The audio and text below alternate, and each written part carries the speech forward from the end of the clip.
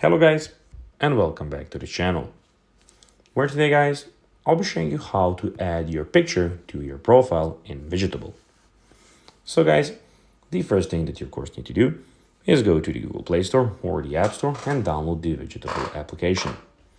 Now after that, you just need to go and log into your profile or register to Widgetable if you already hadn't done that. And of course, also you can go and join as a guest. But now guys, let's see what we actually have in front of us here. So as you can see here, we have three tabs. We have the Explore tab, we have the Wallpaper tab, and the More tab at the bottom. So all three are here.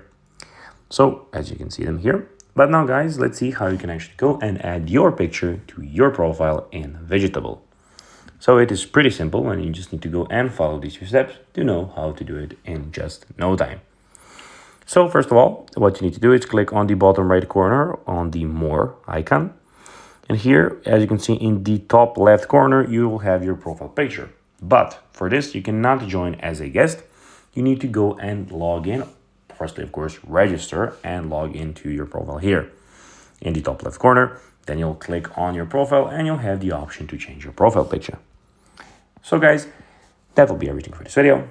I hope that you found this video informative and entertaining, guys.